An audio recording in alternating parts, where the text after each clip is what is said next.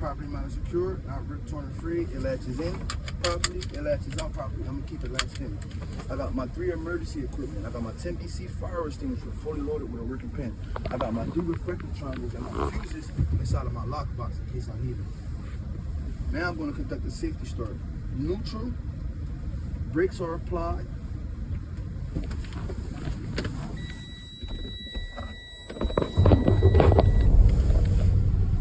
My secondary and primary gauges is working properly. My DEF light came on, indicating that's working properly. My ABS light came on and off, indicating that's working properly, as well as my trailer.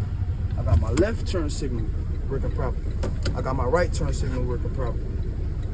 I got my high beams working properly. I got my low beams working properly.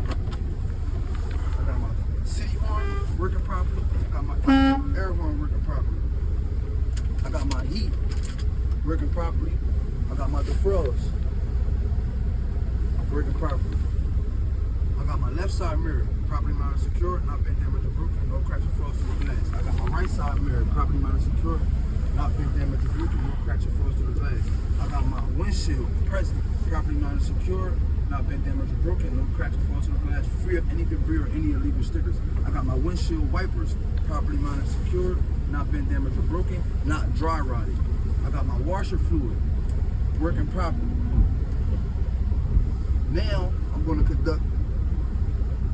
to fan my service brake down to 90 PS, under 100 PSI, and I'm going to build my air pressure back up between 120 and 140 PSI, listening for my governor to sneeze.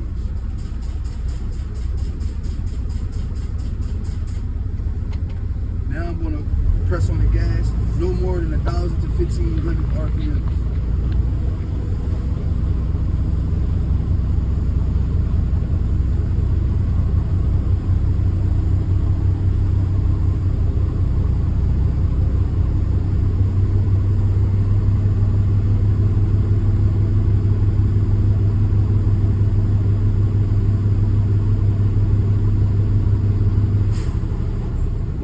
Sneeze indicating I'm between 120 and 140 PSIs.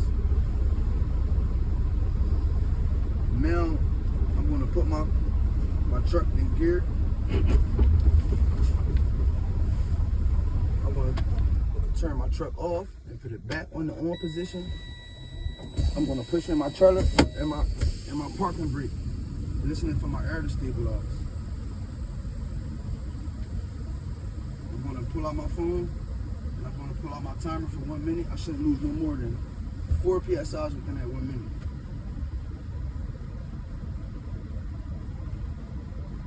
I didn't lose no more than 4 PSIs within that 1 minute. Now I'm going to fan my service brake down under 50 PSIs, listening, waiting for my low air warning sign to come in.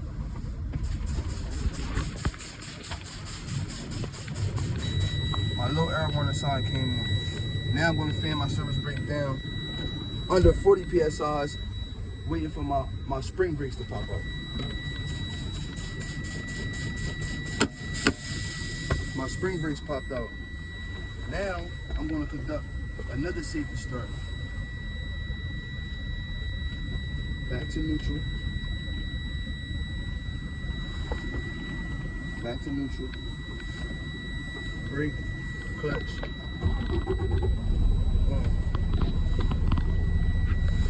Now I'm going to build my air pressure back up between 120 and 140 PSI, listening for my governor to sneeze.